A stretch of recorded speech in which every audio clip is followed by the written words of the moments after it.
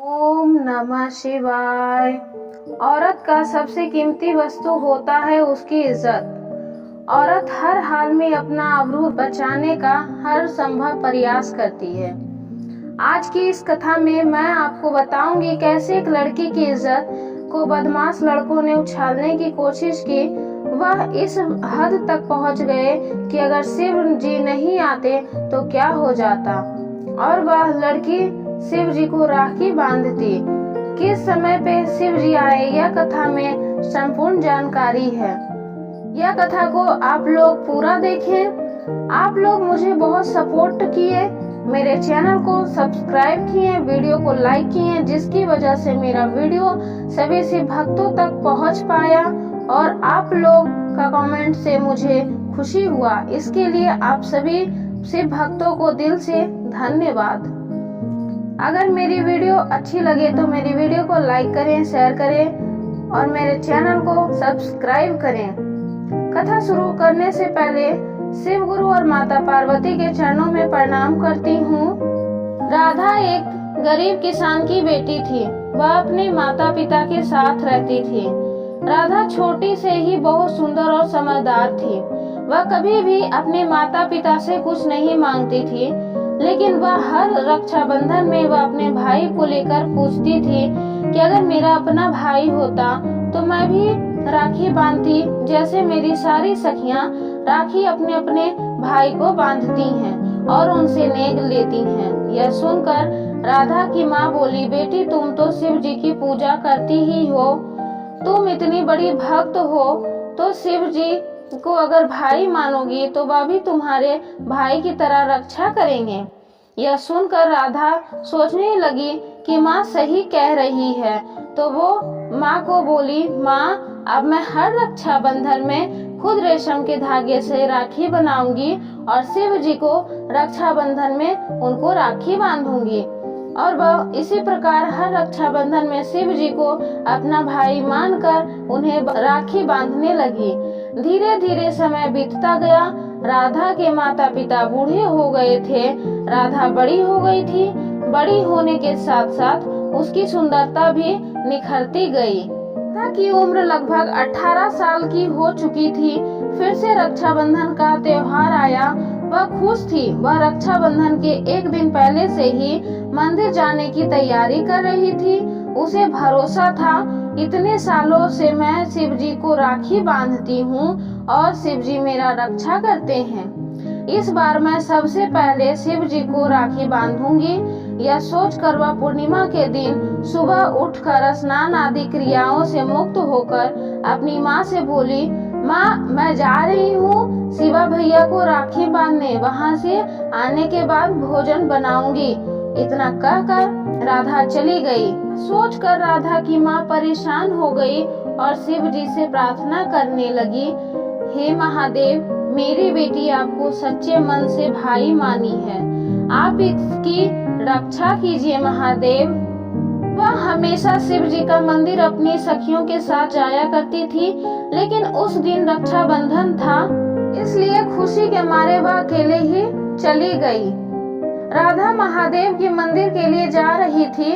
रास्ते में उसे जंगल मिला, क्योंकि शिव जी का मंदिर गांव में दूर में था। बीच में जंगल मिलता था। वह रास्ते में शिव जी को मन में ध्यान रखते हुए जा रही थी। इधर सामने से कुछ उसके गांव वाले जानकार लड़का मिला, जो कि राधा पे गंदी निगाहें बना के रखता था, हमेशा गंदी नजर से देखता था। वह लोग इस मौका का इंतजार में था कब राधा उसको अकेले में सुनसान में मिले और राधा के साथ कुछ बात कर सके। आज वह देखा कि राधा अकेली मंदिर जा रही है, तो वह अपने दोस्तों के साथ राधा के पास गया और राधा से बात करने की कोशिश किया। राधा बोली, हट जाओ मेरे सामने से, मैं जा रही हूँ अपने भाई को राखी बांधने। यह बात सुनकर के बदमाश लड़का बोला, भाई को राखी बांध लेना, कितने दिनों बाद मौका मिला है, आज तुम्हें कौन बचाएगा, तुम्हें इतने दिनों से मैं तुम्हारा पीछा कर रहा हूँ। इतना सुनकर राधा डर गई और वह उल्टे पैर भागने लगी। गांव और मंदिर से विपरीत दिशा में वह जंगल की ओर भागने लगी। क्योंकि डर के मारे उसे सूझ नहीं रहा था। जंगल की ओर भागते भागते वह थक गई थी। उधर पीछे से वो सारे बदमाश लड़के आ रहे थे।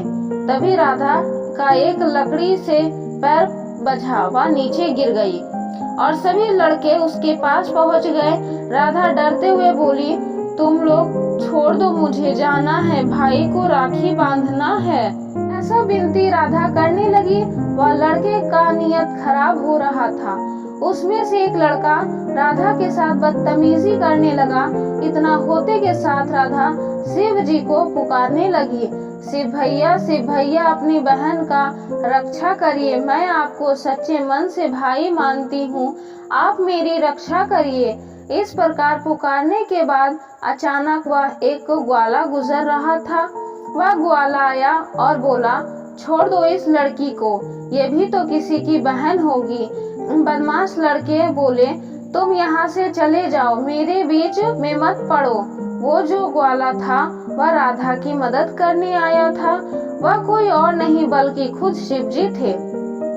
ग्वाला गाय चराने वाले डंडे से उन बदमाशों को मारने लगा। बदमाश लड़के उन पर भारी पड़ गया। वह लड़के मार खाते खाते वहाँ से भाग गए। तभी राधा ग्वाला से पूछने लगी, आप कौन हैं? आपका नाम क्या है? ग्वाला बोला, मैं एक ग्वाला हूँ, मेरा नाम आशुतोष है, मैं यहाँ गाय भैंस चराने आया था। तो राधा बोली कि आपका घर कहाँ है?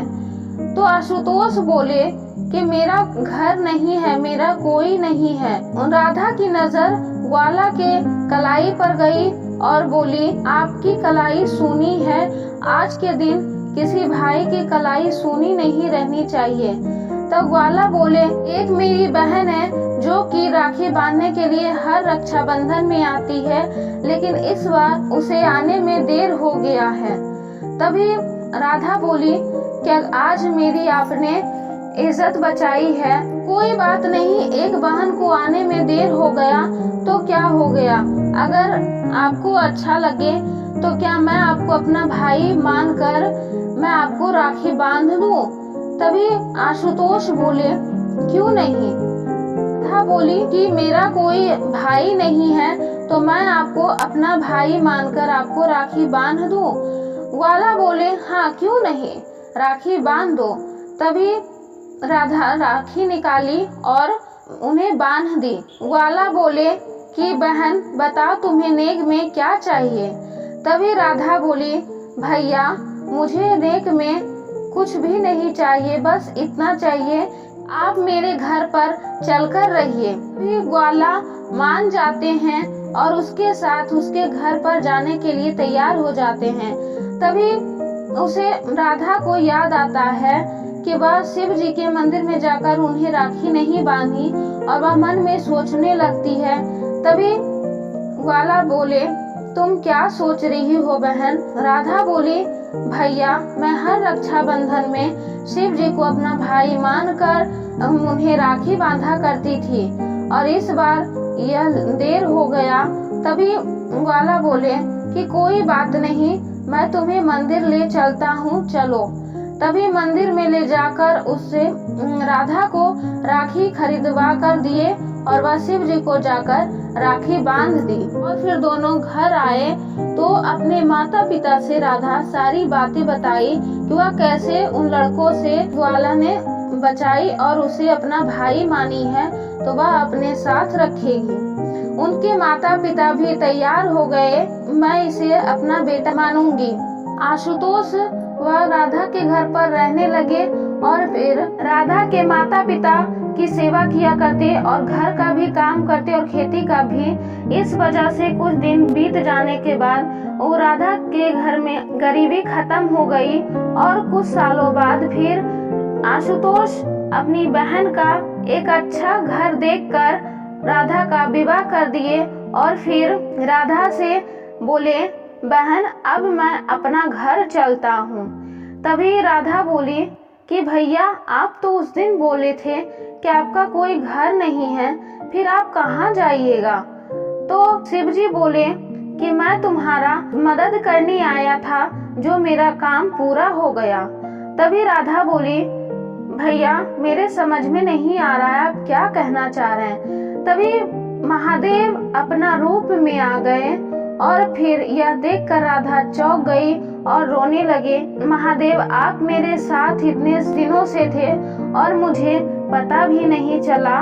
तभी महादेव बोले, बहन राधा तुम मुझे अपना भाई माना। तभी राधा बोली, भैया आप हमें छोड़कर मत जाइए। तो महादेव बोले, मैं तुम्हें कहीं छोड़कर नहीं जाऊंगा। जब भी तुम्हें मेरी जरूरत पड़ेगी तुम मुझे पुकारना, हमेशा मैं तुम्हारे साथ रहूंगा। और यह बोलकर महादेव राधा को आशीर्वाद देकर वहां से अंतर्ध्यान हो गए। राधा अपनी ससुराल में खुशी से रहने लगी और राधा के माता पिता भी सुखी जीवन व्यतीत करने लगे। हर हर महादेव, घर घर महादेव।